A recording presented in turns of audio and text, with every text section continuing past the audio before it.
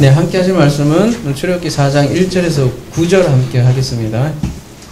처음 표적, 나중 표적이라는 제목으로 함께 나누고자 합니다. 우리 출애굽기 오늘 본문 이전에 떨기에게 임한 하나님의 그런 영광, 그런 모습을 우리가 살펴보았죠. 말하자면 모세는 하나님을 본 거죠. 그리고 이제 모세는 하나님의 입으로 보내질 것이죠. 근데 이제 모세가 하나님의 말을 전한다면 이스라엘은 어떻게 받아들이겠습니까? 이 장면은 우리가 신약으로 이어져 오면 예수께서 천국 복음을 전했을 때 과연 그 복음을 어떻게 받았을까 라고 본다면 아주 유사한 장면이기도 하고요. 모세는 말하자면 보냄을 받은 자이죠. 근데 1절에 모세가 대답하여 이르되 그러나 그들이 나를 믿지 아니하며 내 말을 듣지 아니하고 이르기를 여호와께서 내게 나타나지 아니하셨다 하리이다. 우리 성경의 인물을 우리가 이해할 때 두 가지 양면을 다 보아야 할 것 같습니다.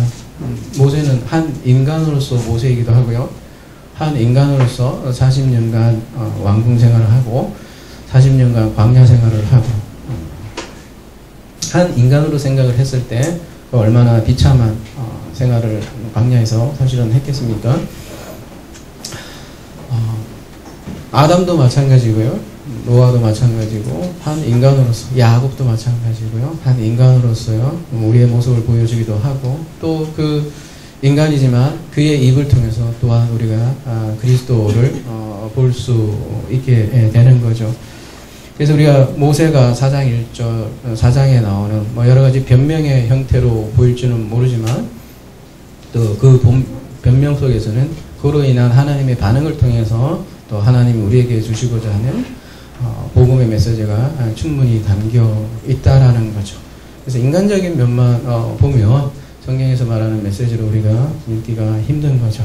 그래서 두 가지를 다 보면서 한 인간 모세와 또 그에게 담겨 있는 그리스도 두 가지를 다 볼 때 비로소 성경에서 말하는 복음이 우리가 제대로 볼 수 있겠다는 거죠. 예수께서도 천국 복음을 전했죠. 그러나 사람들은 듣지 않았고 믿지 않았습니다. 마찬가지로 지금 모세는 염려하기를 그들이 나를 믿지 아니하고 내 말을 듣지 않을 것이라는 거죠. 하나님께서 나에게 나타났다고 얘기한들 그들이 믿겠냐는 거죠. 요한복음에 이미 그러한 장면이 잘 나와 있는데요. 14절 말씀이 육신되어 우리 가운데 거하시며 우리가 그의 영광을 보니 아버지 독생자의 영광이요 은혜와 진리가 충만합니다. 그러나 그 앞에 보면 9절에 참빛 그 세상에 와서 각 사람에게 비추는 빛이 있으니 그가 세상에 계셨으며 세상은 그로 말미암아 지은 바 되었을 때 세상이 그를 알지 못하였고 자기 땅에 오매 자기 백성이 영접하지 아니하였습니다. 이렇게 얘기를 하듯이 사람들은 믿을 수 없겠죠. 그래서 야훼께서는 모세에게 친절하게 표적을 보여줍니다. 그런 의미에서 표적이라는 것은 믿음과 또 들음을 이해해서 우리에게 주어주는 것이죠. 그 표적을 함께 보도록 하겠습니다. 여호와께서 그에게 이르시되 내 손에 있는 것이 무엇이냐? 그가 이르되 지팡이이니이다. 여호와께서 이르시되 그것을 땅에 던지라 하시매 곧 땅에 던지니 그것이 뱀이 된지라 모세가 뱀 앞에서 피하매 여호와께서 모세에게 이르시되 내 손을 내밀어 꼬리를 잡으라. 그가 손을 내밀어 그것을 잡으니 그의 손에서 지팡이가 된지라. 여러분이 익히 잘 알고 있는 유명한 장면이죠. 근데 이 표적들을 보여준 목적이 뭘까? 단순히 하나님의 능력, 그러니까 봐라, 나는 지팡이를 뱀으로도 바꿀 수 있고 또 그 뱀을 다시 지팡이로도 볼 수 있는 내 능력이 이 정도니까 걱정하지 마라. 물론 그런 의미도 있겠지만 단순히 그런 의미만 있을까? 그런 표적 속에 또 별도로 우리에게 얘기하는 바는 있지 않을까라는 질문을 하나 던지고 그 다음으로 한번 넘어가 보겠습니다. 5절 이는 그들에게 그들의 조상의 하나님 곧 아브라함의 하나님 이삭의 하나님 야곱의 하나님 여호와가 내게 나타난 줄을 믿게 하려 함이라. 지팡이가 뱀으로 변한 것 표적이죠. 그리고 뱀이 다시 지팡이로 변한 것도 표적이고요. 근데 그 목적이 야훼가 너에게 나타났다 라는 것을 믿게 하려 합니다. 이렇게 얘기를 하고 있죠. 아브라함, 이삭, 야곱에게 나타났듯이 이제 모세에게 나타났음을 믿게 합니다. 이게 표적의 목적이라는 거죠. 요한복음도 똑같이 동시에 표적의 목적을 이렇게 기술하고 있는데요. 요한복음 20장 30절에 가보면 예수께서 제자 앞에 이 책에 기록되지 아니한 다른 표적도 많이 행하였으나 오직 이것을 기록하면 표적이죠. 너희로 예수께서 하나님의 아들 그리스도이심을 믿게 하려 함이요 또 너희로 믿고 그 이름을 힘입어 생명을 얻게 하려 함이니 이게 목적이라는 거죠. 마찬가지로 출애굽기에 오늘 우리가 보는 표적도 똑같이 요 목적 안에 담겨 있는 거죠. 그리고 그 목적은 그 이름으로 생명을 얻게 하기 위함이다. 그렇다면 오늘 그 표적에는 이러한 생명으로 인도하는 그런 복음이 당연히 담겨 있겠죠. 그게 뭘까? 그러니까 단순히 하나님이 이러한 큰 능력을 베푸셔. 그거만 머문다면 잘못하면 나보다 더 큰 능력에 가진 존재에게 우리의 꿈, 욕망, 소원을 이렇게 비는 존재로밖에 안 되잖아요. 절 나가잖아요. 그러나 좀 더 나아가서 우리가 이 표적을 통해서 우리에게 어떤 식으로 생명을 줄 것인가라는 메시지를 읽어야 되겠죠. 그의 연장선에서 다시 오늘 본문으로 돌아가서 지팡이에 이어서 그 다음 표적이 또 하나 보여주는데 여호와께서 또 그에게 이르되 내 손을 품에 넣어라 이렇게인가요? 하심에 그가 손에 품을 넣었다가 내어보니 그의 손에 나병이 생겨 눈같이 된지라. 이르시되 내 손을 다시 품에 넣어라 하심에 그가 다시 손에 품을 넣었다가 내어보니 그의 손이 본래 살이 되돌아갔더라. 근데 손을 가슴에 손에 품을 잡는 게 아니고 응? 품에 손을 제가 그랬나요? 하여튼 뭐 이거 말은 틀리게 해도 제가 이렇게 했잖아요. 하여튼 그렇게 아시고 그랬더니 나병이 그죠? 나병이 생기고 다시 그 본래의 살로 그 회복되는 표적이잖아요. 이적이잖아요. 그러니까 우리가 뭐 첫 번째 메시지는 당연히 그렇죠. 그러한 손을 고쳐준 야훼라면 그가 함께 모세와 함께 한다면 이스라엘도 그의 손으로 구출하지 않겠느냐. 이것이 우리에게 첫 번째 던져주는 메시지라면요. 근데 8절에 단순히 그러한 메시지라고 할 수 없는 이유가 뭐라고 나왔냐면 여호와께서 이르시되 만일 그들이 너를 믿지 아니하며 그 처음 표적의 표징을 받지 아니하여도 나중 표적의 표징은 믿으리라. 무슨 얘기예요? 처음 표적은 안 받는데 그 처음 표적이 뭐죠? 지팡이에요? 그건 안 믿는다는 얘기예요? 그러면 두 번째 나중 표적은 믿는데요. 그럼 나중 표적이 뭐예요? 나병을 고치는 것은 믿는다는 거겠네요. 그죠? 우리가 흔히 아는 대로 첫 번째 표적이 지팡이고 두 번째 표적이 나병이라면 지팡이로는 이 씨알이 안 먹히는데 말이에요. 이 나병으로 하는 거는 씨알이 먹힐 거야. 그러니까 믿을 거야. 그런 얘기 아니겠습니까? 만약 그게 맞는 사실이라면 9절에 보면 그들이 이 두 이적을 믿지 아니하며 내 말을 듣지 아니하거든. 이것도 믿는다며요. 나중 표적은 믿으리라 이렇게 말씀하시면서 9절에 또 그들이 이 두 이적을 믿지 아니하며 그건 뭐예요? 믿는다는 얘기예요? 안 믿는다는 얘기예요? 좀 헷갈리죠. 그래서 뭔가 8절의 기술과 9절의 기술이 조금 아기가 안 맞지 않느냐는 거죠. 9절에 그들이 이 두 적을 믿지 아니하며 내 말을 듣지 아니하거든 이렇게 얘기하는데 앞에서는 나중 표적은 믿으리라 이렇게 얘기하잖아요. 근데 여기서는 안 믿으면 또 그러면은 하나님께서는 그 뭐죠? 플랜 A가 있고 플랜 B가 있고 뭐 그런 걸까요? 조금 이게 이해가 안 되는 구절인데요. 그래서 오늘 이적을 잘 살펴볼 필요가 있을 것 같습니다.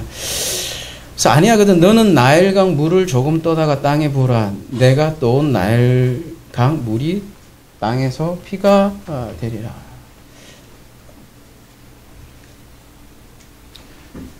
그러면 처음 표적이 지팡이 표적이고 두 번째 표적이 나병 표적일까요? 이러한 질문부터 한번 해봅시다. 그렇다면은 나중 표적은 믿고 나중엔 또 둘 다 안 믿으면 이렇게 되니까 어떻게 이해해야 될까요?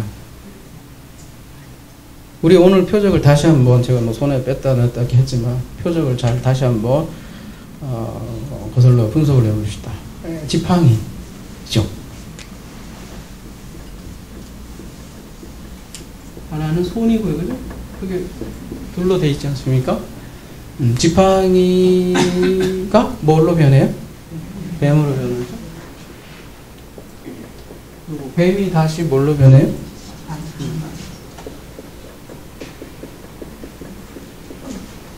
손은요?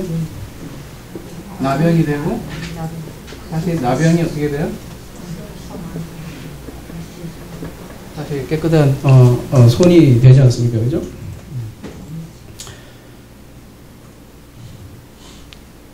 그러니까 이게 첫 번째고 이게 두 번째라는 생각을 잠깐만 접어놓으면 첫 번째가 지팡이가 뱀이 되는 게 첫 번째고 다시 뱀이 지팡이 되는 게 회복이잖아요. 회복이 두 번째라면 다시 손이 나병이 되는 게 첫 번째라면 나병이 손이 되는 게 두 번째라면 이 첫 번째 요런 첫 번째가 둘이 엮이고 여기가 여기랑 엮이면 처음 것은 믿음으로 아만 세워지지 않는데 두 번째 나중 것으로 세워진다 라는 말씀과 와닿고 그러면 이 두 이적을 믿지 않으면 요 둘을 지칭하는 것하고 연결이 되는 거죠. 그래서 처음 표적은 지팡이가 뱀으로 변하는 거고 또 손이 나병이 된다는 거죠. 그래서 그 처음 표적은 또 이게 심상이 아주 심각하잖아요. 뱀이잖아요. 하나는 뱀이 되고 하나는 그 뱀이 또 나병의 상태예요. 나병.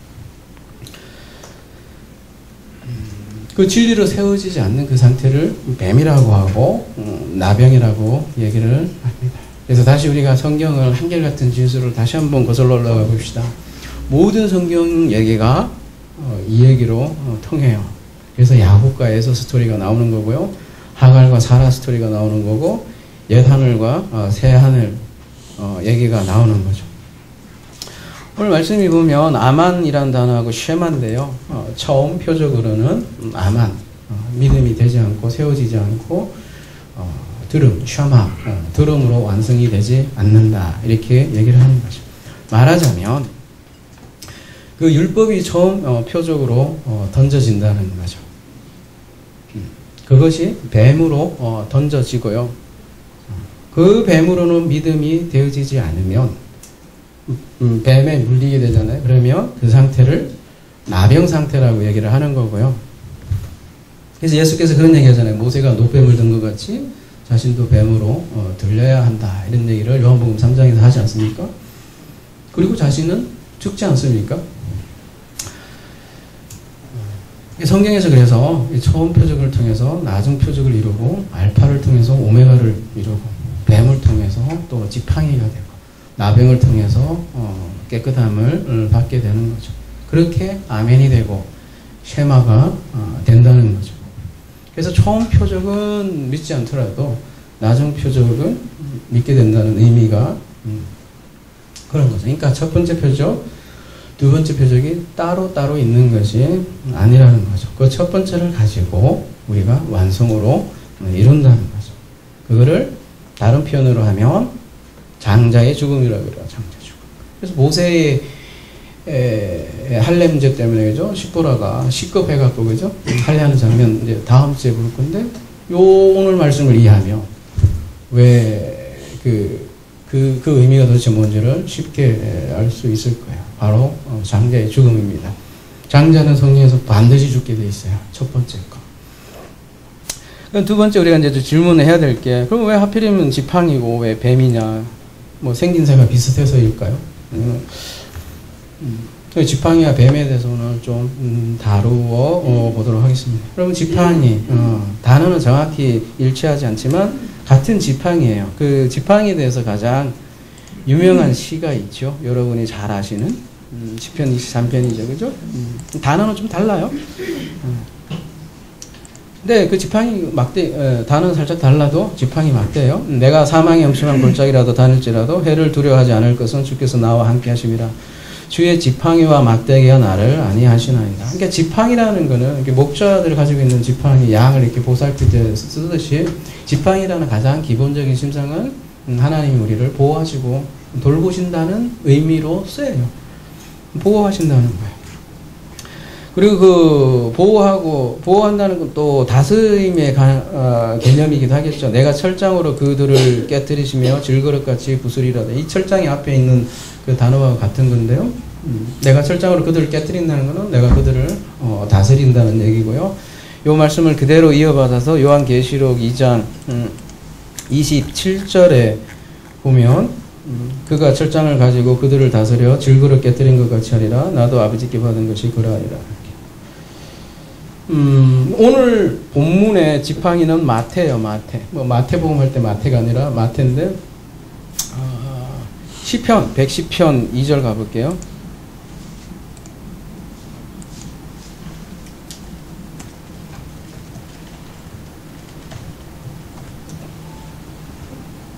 여호와께서 시온에서부터 주의 권능의 호를 내어 보내시니 주는 원수 중에서 다스리소서. 이렇게 다스리는 개념이 나오는데, 주의 권능의 홀이라고 되어 있는데 주의 막대기, 그러니까 지팡이, 이거를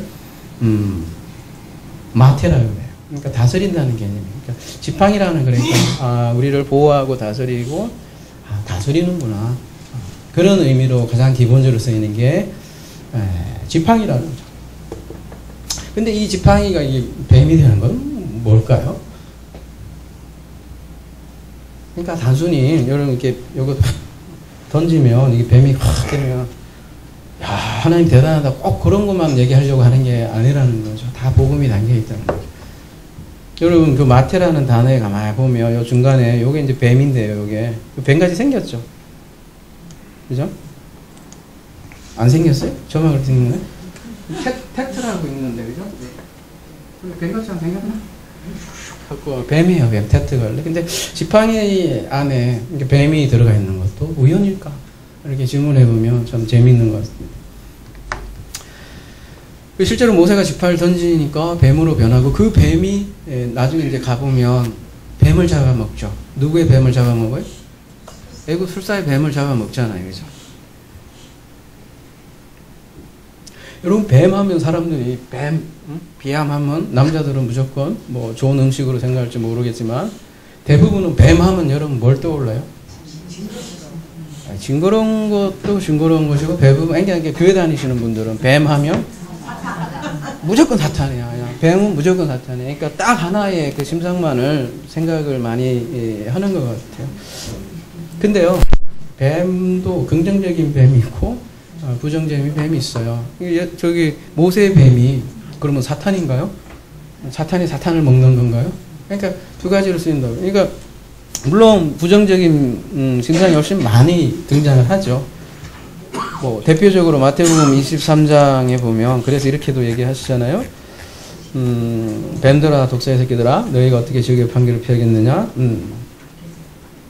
누가복음 11장에 가보면 뭐 11장 11절에 보면 너희 중에 아버지 된 자로서 누가 아들이 생선 달라는데 생선 대신에 뱀을 주면, 이때 뱀은 분명히 생선과 반대되는 뭔가 네거티브한 뱀을 얘기하는 것 같네요. 그죠? 이렇게 부정적인 면이 훨씬 많은데 꼭 그렇지만 않은 게 마태복음 10장에 가보면 16절에 가보면 보라 내가 너희를 보냄이 양을 이리 가운데 보낸 것도다. 그러므로 너희는 뱀같이 지혜롭고 비둘같이 순결하라. 그러면 너희는 사탄같이 지혜롭고 이런 얘기인가요? 그런 건 아니잖아요. 뱀이 지혜의 역할도 한다는 거죠. 실제로 뱀이 원에 담긴 아버지의 마음에서 다뤘던 것 같은데요. 여러분 그 앰뷸런스 그죠? 119 이렇게 그 뒤에 보면 마크가 있어요. 잘 보세요. 그냥 보지 마시고 보면 뭐라고 어떻게 돼 있는지 아세요? 이 지팡이 뱀이 이렇게 두 마리의 뱀이 이렇게 돼 있어요. 두 마리인가 한 마리인데 의사협회는 두 마리로 돼 있어요. 확실히. 그러면 여러분 의사들은 다 사탄의 도구들이네. 그렇게 생각하시는 분들 뱀들은 무조건 사탄이니까 의사들은 사탄 추종자야. 루시퍼를 추종한 자다. 이렇게 또 음모론을 펼칠지도 모르겠는데 왜 의사들이 그리고 또 119 구급차들이 여기 뱀을 사용하겠어요?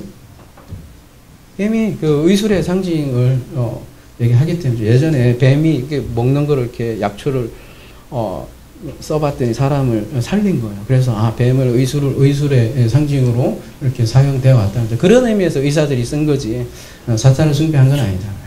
마찬가지로 마태복음 10장 16절은 분명히 뱀을 또 지혜의 상징으로 이렇게 얘기를 하기도 하더라는 거죠. 뱀이 거짓 선지자를 뜻한 경우가 많죠. 근데 그 선지자라는 것 자체가 원래 지혜를 담지한 사람들이잖아요. 근데 그 지혜가 변질되면 그걸 변질된 뱀이라고 하는 거고 원래 뱀은 안 그렇더라는 거죠. 그러면은 그의 손에 있던 지팡이가 모세의 손에 있던 지팡이잖아요. 이 손에서 벗어나서 이렇게 땅에 떨어지는 거 아닙니까? 뱀으로 변하는 거 아니에요? 그 무슨 얘기예요? 지팡이가 뱀으로 된다는 거는 하나님이 다스림이고 하나님의 보호 아래에 있는 이 지팡이가 떨어져서 땅에 떨어진 뱀이 되었다는 건 뭐예요? 그 하나님이 보호하시면서 벗어나고 목자 없는 양은 어떻게 되십니까? 뱀이 되는 거죠. 그 뱀에 또 물려 죽는 장면이 또 광야에서 또 이렇게 일어나잖아요. 요한복음 3장 10절에 모세가 광야에서 뱀을 든 것 같이 인자도 들려하리라. 어때요? 뱀 때문에 물려 죽게 생겼잖아요. 광야에서. 근데 그 물려 죽게 된 사람을 뭘로 또 고쳐요? 노뱀인데 단순히 노뱀이 아니지 않습니까? 어떤 노뱀이에요? 장대에 매달린 딱 이거야. 여러분 이거 보고 사탄 생각하지 말고 장대에 매달린 뱀 생각하면 될 것 같아요. 그거 뭐 주술도 아니고 그거 보면 너희가 살리라 그래요. 그러면 여러분 땅에 있는 뱀하고 이게 땅에 던져진 뱀이에요. 쉽게 얘기하면 얘는 요 뱀하고 이건 좀 빼자. 이거는 이거 의사협회니까 요 뱀하고 요렇게 세우는 뱀하고 뭐가 다른 거예요? 여기는 땅이고 그죠? 여기 들려진 뱀이지 않습니까?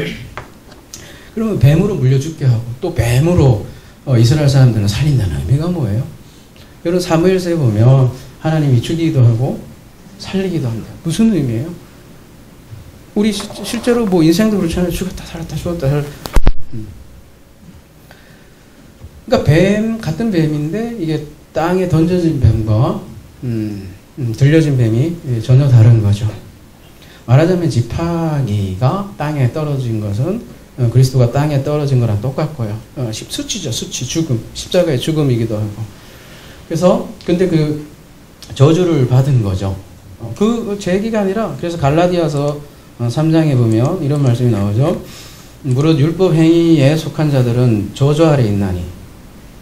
다 저주 아래 있는 거예요. 이게 첫 번째 속한 표적에 있는 자는 저주 아래 있나니 기록된 바 누구든지 율법책에 기록된 대로 모든 일을 항상 행하지 아니하는 자는 저주 아래 있는 자예요.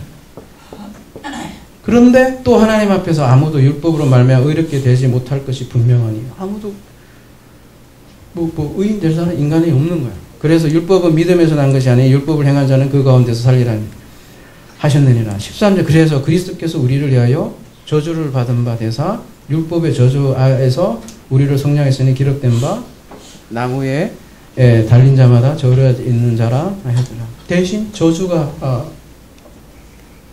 되어진 죽음이잖아요. 그러니까 모세의 손에 있던 지팡이가 땅에 떨어지는 것은 곧 저주의 상징이고 그 저주를 뱀으로 표현을 한 거죠. 이건 이스라엘을 상징하기도 해요. 이스라엘이 지금 어떤 상태에 있냐면 애굽에 있어요. 저주 상태에 있는 거예요. 요셉을 알지 못하는 애굽의 왕이 일어났죠. 히브리인들은 말하자면 저주 상태에 있는 거고 땅에 떨어져 있는 거죠. 수고와 억압으로 지금 살고 있는 거고. 근데 그들이 그 뱀이 다시 지팡이가 된다는 거는 뭐겠어요? 그런 이스라엘이 이제는 들림 받을 거다. 죽음의 땅에서 세워질 것이다. 그래서 진정한 보호 아래, 그 지팡이 아래 놓일 것이다라는 거죠. 하나님 나라죠. 하나님의 다스림 아래에 회복될 것이다 라는 메시지죠. 그러니까 지팡이가 뱀 되게 하는 것도 또 뱀이 지팡이게 하는 것도 다 하나님이 하시는 거죠. 살리기도 하고 죽이기도 하고. 근데 모세가 그 뱀을 잡아요. 뱀을 꼬리를 잡잖아요. 뱀을 뭐라고 해야 되나요? 뱀을 이기는 거잖아요. 예수께서 뱀을 잡고. 그러면 똑같은 의미로 손에 나병에 걸린 의미는 뭘까요? 똑같은 메시지겠죠. 항상 같은 메시지를 두 번 반복해서 얘기해 주는 거니까요. 형태만 다르다 뿐이죠. 말할 것도 없이 손이라고 뭡니까? 지팡이하고도 똑같긴 한데 여러분 손으로 뭐예요? 지금 여러분 타이핑도 하시고 마우스도 꼭 하고 여러분은 이건 적으시고 여러분 스마트폰에도 이것도 하시고 어떤 분은 턱을 기대고도 있으시고 다 달라요. 어떤 사람은 또 이렇게 보기도 하고. 손이 여러분 만약에 손이 없다면 어떻게 될까요? 뭐 힘들죠, 그죠? 일하기가 굉장히 힘들겠죠. 그래서 손은 그 어떤 일하는 어떤 능력을 뜻하죠. 능력을 일하는 도구죠. 모세가 하나님의 도구로서의 손이죠. 그런 의미에서 하나님의 도구인데 그 손이 나병에 걸렸다고 하면은 그 손은 어떤 손이라는 거예요? 나병 걸린 손? 일을 할 수 없게 되겠죠. 일할 수 없는 인간. 또 그것 이스라엘을 표상을 하기도 한 거죠.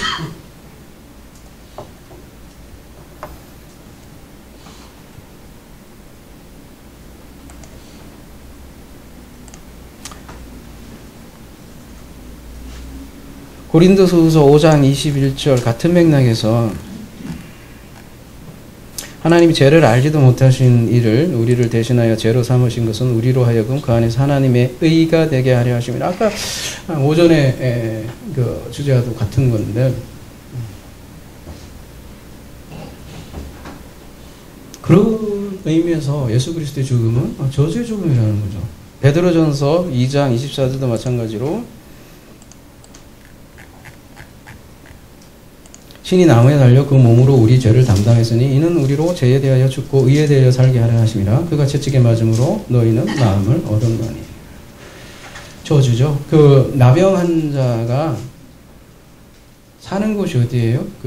구약의 율법에 보면 레위기에 보면 이거 같이 못 살아. 진짜 병난 것도 서러운데 그죠? 진 밖에 이렇게 진에게 그렇게 되어 있다는 거죠. 일종의 저주죠. 그래서 던져진 지팡이하고도 같은 거고요. 예수께서도 실제로 이러한 저주받는 장면으로 등장을 하죠. 시편 16편에 보면 10절 이는 주께서 내 영혼을 소홀히 버리지 아니하시며 주의 거룩한 자를 멸망시키지 아니할 것입니다. 이 말씀 그대로 이어받아서 마태복음 27장 46절 제 그 시점에 예수께서 크게 소리질러 이르시되 엘리 엘리 라마 사박다니 하시니 이는 곧 나의 하나님 어찌하여 나를 버리셨나이까 하는 뜻이라. 땅에 떨어진 그 나병의 상태로 짐 바깥에 버려진 그 죽음이 그리스도의 십자가의 죽음이기도 합니다. 그런데 그걸 통해서 또한 우리의 손이 회복되고 또 우리 뱀 상태인 우리가 다시 지팡이 아래 세워지는 그 복음을 이러한 표적을 통해서 또한 보여준다는 거죠. 그래서 마지막 오늘 본문의 9절에 보면 이런 말씀을 하시죠. 그들이 이 두 이적을 믿지 아니하며 내 말을 듣지 아니하거든 너는 나일강 물을 조금 떠다가 땅에 부어라. 내가 떠온 나일강 물이 땅에서 피가 되리라. 여러분, 나일강은 애굽 땅의 생명줄이었죠. 나일강이 매해 봄나하면 뭐라고 하죠?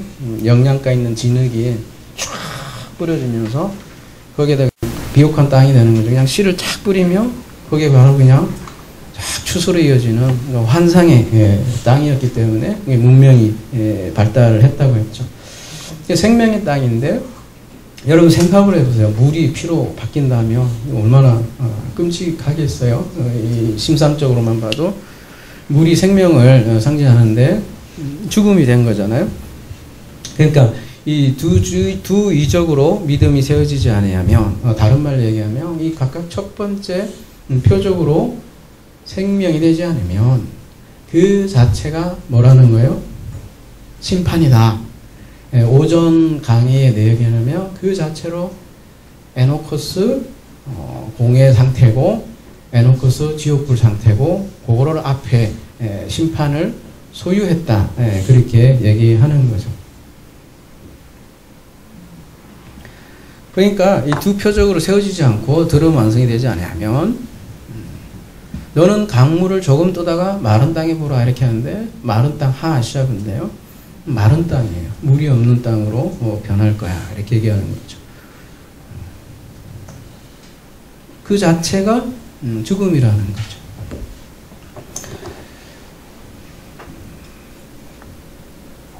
그러니까 생명이라는 거는 성경에서 계속해서 우리에게 주는 거는 가만히 보면 우리에게 처음 것으로 뭔가를 준다는 거예요. 이 장자를 장자를 통해서 뭔가를 주고요. 우리에게 율법을 주고. 근데 그 안에서 우리를 믿음으로 세우는 것이라는 거죠. 그래서 요한복음 3장 말씀을 다시 함께 보고 말씀을 마무리하도록 합시다.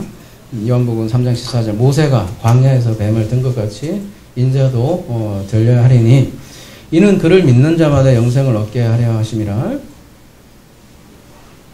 하나님이 세상을 이처럼 사랑하사 독생자를 주셨으니 이는 그를 믿는 자마다 멸망하지 않고 영생을 얻게 하려 하심이라. 하나님이 그 아들을 세상에 보내신 것은 이렇게 보내진 바 된 거예요. 저주의 모습으로, 죄의 모양으로. 근데 그게 심판하려고 하는 게 아니라 원래 하나님의 본심은 그로 말미암아 세상이 구원을 받게 하려 하심이라. 그를 믿는 자는 심판을 받지 아니하는 것이요 믿지 아니하는 자는 하나님의 독생자 이름을 믿지 아니하므로 벌써 에노코스 심판입니다. 에노코스 공회입니다. 에노코스 지옥불입니다. 이렇게 얘기를 하는 거죠. 그러니까 심판이라는 것은 우리에게 첫 번째 준 그 표적을 통해서 그 표적이 그냥 표적으로 머무르면 그 자체가 벌써 심판으로 작용을 한다는 거죠. 그래서 그 상태를 뱀으로 묘사한 거고 부정한 나병으로 표현을 한 거죠. 근데 그러한 뱀의 꼬리를 만지니까 지팡이가 되듯이 그렇게 믿음으로 세워지는 과정을 오늘 표적을 통해서 보여준 것이죠. 그래서 오늘 표적도 마찬가지로 하나님은 능력이 크네. 아니면 신약도 마찬가지잖아요. 많은 표적이 나오잖아요. 물이 포도주로 바꿔주네. 그럼 우리 집에 있는 물도 다 포도주로 바꿔주면 나는 밤마다 성찬식 할 텐데 막 무리도 막 걷네. 대단한 하나님이야. 이러고 말면 그 자체로 그냥 표적에 머물게 되면 그것으로 우리에게 전혀 믿음으로 들음으로 되지 않는다는 거죠. 믿음은 들음에서 난다고 했어요. 근데 그 들음은 우리 처음 것으로 우리에게 주어지고 다른 말로 하면 땅의 것으로 우리에게 주어진단 말이죠. 오늘 우리가 오전 강의 때 얘기했던 대로 하나님 사랑, 이웃 사랑을 얘기하지만 우리에게 이웃을 주고 그 이웃을 통해서 하나님을 알게 가는 또 섭리이기도 하죠. 그 땅으로 그 이웃으로 하늘을 아는 거죠. 그래서 그 이웃을 통해서 믿음으로 세워지면 원수가 이웃되고, 근데 그 세워지지 않으면 이웃이 왼수가 되는 거죠. 뱀이 되는 거죠. 남 물려 죽이는 저주의 뱀이 되는 거죠. 말씀을 마무리할게요. 그래서 모세는 보냄을 받은 자예요. 그래서 야훼의 입이 될 것이라는 거죠. 그런 의미에서 모세도 모세 자체가 표적으로 이제 앞으로 역할을 할 거라는 거죠. 처음 표적으로. 모세 자체가요. 그가 하는 모든 말 하나가 사람들에게 떨어질 건데, 그 처음 표적으로 작용을 할 거라는 거죠. 예수 그리스도도 마찬가지예요. 그가 이 땅에 육신으로 왔어요. 그가 얘기를 했어요. 표적이에요. 근데 그게 걸림돌이 되더라는 거죠. 여러분, 모세는 율법을 대표한다고 하잖아요. 그런 의미에서 처음 표적으로 다가가는 것이라고 할 수 있겠죠. 물려 죽이는 역할을 한다는 거죠. 그래서 오라, 나는 공고한 사람이라는 자절 섞인 외침을 우리에게 또 인도하는 잡은 역할이 또 뱀이기도 하고 율법인 거죠. 근데 그런 죽음을 통해서 또한 살리는 여호와의 지혜가 바로 이 성경에 담겨 있는 것이죠. 생명은 그런 죽음을 통해서 발견하는 거고, 그래서 그런 들려진 보물, 뱀을 보게 되는 거죠. 그럴 때 땅에서 눈을 들어서 하늘을 보게 되는 거죠. 그래서 그 들려진 뱀이 나의 지팡이가 되는 거죠. 그 지팡이가 나를 인도하고 그 손이 나를 인도하는 삶이 하나님 나라인 거죠. 그렇지 않으면 뱀과 나병인 거죠. 그러면 짐 밖에 있고 하나님 나라에 결코 들어갈 수 없느니라. 그렇게 얘기하지 않습니까? 아무쪼록 세상 모든 것이 그런 의미에서 표적이에요, 여러분. 우리는 옛 하늘 아래 살고 있는, 근데 그에게 우리에게 모든 준 그런 사건 모든 걸 통해서 심지어는 원수까지도 우리에게 주어질 때 그것을 통해서 하나님의 그 나중 표적을 알아가는 과정이라고 여러분이 분명히 이해할 때 그 들음으로 믿음으로 완성된다는 사실을 잊지 마시고 우리에게 주어진 이 이웃 원수들을 통해서 이웃을 알아가는 우리 하나 사람 되기를 기도합니다.